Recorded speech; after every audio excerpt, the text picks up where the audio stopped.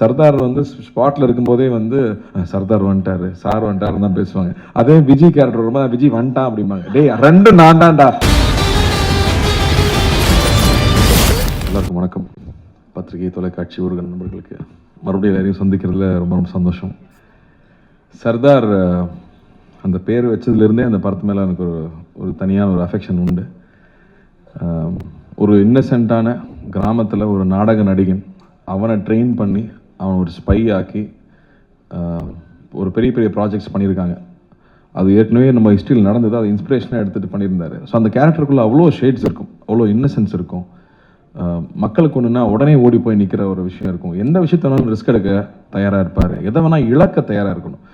சுயத்தை, தன்னுடைய எல்லாத்தையும் இழந்து உன்னை ப்ரொடெக்ட் பண்ணணும் அப்படிங்கிறது எல்லாராலையும் பண்ணிட முடியாது. ஆனால் அப்படி பண்ணக்கூடிய ஒரு கேரக்டர். இன்ஃபேக்ட் பத்திரிகை நண்பர்கள் எழுதுனது முதல் தடவையாக ஒரு ஏஜென்ட்டு பர்சனல் வார் இல்லாமல் பொதுமக்கள் பொது நலனுக்காக வந்து சண்டை போடுற ஒரு ஹீரோவை ஃபஸ்ட் டைம் ஒரு ஏஜென்ட்டாக பார்க்குறேன்னு சொல்லி எழுதியிருந்தாங்க. எனக்கு ரொம்ப சந்தோஷமாக இருந்தது அதை நோட்டீஸ் பண்ணி சொல்லியிருக்கும் போது. ஸோ அப்படி ஒரு கேரக்டர், அந்த கேரக்டர் திரும்பி வந்தால் நல்லாயிருக்கும். பட் திரும்பி வரும்போது என்ன பர்பஸ், என்ன இருக்க போகுது, மித்ரன்னாலே என்ன அடுத்தது என்ன சொல்லி பயமுறுத்த போகிறாருன்னு எல்லாரும் கேட்குறாங்க. அவர் ஃபஸ்ட்டு படத்தில் வந்து கையில் மொபைல் ஃபோன் மெசேஜ் வந்தாலே பக்குன்னு இருக்கும், அதுக்கப்புறம் வாட்டர் பாட்டில் பார்த்தா பயமாக இருக்கும். அப்படி இந்த படத்தில் என்ன பயம் இருக்குன்னா அதை விட பயமான ஒரு விஷயம் வச்சுருக்காரு. உண்மையாகவே ஸ்கேரியான ஒரு பெரிய ஒரு விஷயம் இந்த படத்தில் கையில் தொட்டிருக்காரு. அப்போ வந்து how good is a hero is வந்து ஹவு பிக் இஸ் த வில்லனுங்கிறத வச்சு தான். சர்தார் வந்து ஸ்பாட்டில் இருக்கும்போதே வந்து சர்தார் வந்துட்டாரு, சார் வந்துட்டாருன்னு தான் பேசுவாங்க. அதே விஜய் கேரக்டர் ரொம்ப விஜய் வந்துட்டான் அப்படிம்பாங்க. டேய் ரெண்டு நான் தான்டா, கொஞ்சம் மரியாதையாக பேசுகிறேன்னு சொல்லி சார் வந்திருக்காருங்கும் போது நான் ரொம்ப ரொம்ப சந்தோஷப்பட்டேன். ஏன்னா அந்த படம் பெருசாகணும்னா, அந்த போர் பெருசாகணும்னா அந்த அந்த இரு துருவங்கள் பெருசாக இருக்கணும். சர்தார் வந்து ஸ்பாட்டில் இருக்கும்போதே வந்து சர்தார் வந்துட்டாரு, சார் வந்துட்டாருன்னு தான் பேசுவாங்க. அதே விஜய் கேரக்டர் ரொம்ப விஜய் வந்துட்டான் அப்படிம்பாங்க. டேய் ரெண்டு நான் தான்டா, கொஞ்சம் மரியாதையாக பேசுகிறேன்னு சொல்லி. பட் அந்த ரெஸ்பெக்ட் வந்து ஷூட்டிங் ஸ்பாட்லேயே தெரியும். ஸோ இந்த படம் ஆக்சுவலாக ரொம்ப என்ஜாய் பண்ணோம். நான் ஃபஸ்ட்டு எப்பவுமே மித்ரனுக்கு ஒரு பழக்கம், ஃப்ளாஷ்பேக் தான் ஃபஸ்ட்டு ஷூட் பண்ணுவாப்புல. அது ஷூட்டிங் ஆரம்பித்து உள்ளே போய் நான் பயந்துட்டேன். ஃபஸ்ட்டு ப்ரொடியூசர் தான் பார்த்தேன், எப்பா என்னப்பா செலவு பண்ணிகிட்டு இருக்கீங்க. ஏன்னா பெரிய பெரிய ஆக்ஷன் ஃபிலிம்ஸ் பண்ணும்போது பெரிய அந்த செட்டப்ஸ் ரொம்ப முக்கியம். அப்படி ஒவ்வொரு செட்டப்பும் அவ்வளோ பெருசாக இருந்துச்சு. லக்கூட்டு கேட்டேன், லக்கு என்னம்மா இதுன்னு. இல்லைம்மா நல்லா வரும் பயப்படாத. ஏன்னா எனக்கு ப்ரொடியூசர் பயமாகவே இருக்குது. ப்ரொடியூசர் சேஃப் ஆகணும். ஏன்னா வெறும் ஒரு ஐடியாவையும் உழைப்பை மட்டுமே நம்பி அவ்வளோ பொருட்செலவு, அவ்வளோ பெரிய ரிஸ்க் எடுத்துகிட்டு இருக்காங்க. நீ ப்ரொடியூசராக இருக்கிறது அவ்வளோ ஈஸி இல்லை. ரிலீஸ் வரைக்கும் ப்ரொடியூசர் தான் பண்ண வேண்டியது இருக்குது. எல்லா ரிஸ்க்கும் ஆன் த ப்ரொடியூசருங்கும் போது அந்த அந்த பயம் எப்பவுமே மைண்டில் இருந்துகிட்டே இருக்கும், அவங்க சேஃப் ஆகணும்னா. பட் அந்தளவுக்கு இந்த படத்தில் மித்ரனோட உழைப்பு வந்து ரொம்ப ரொம்ப இம்பார்ட்டண்ட்டாக நான் பார்க்குறேன்.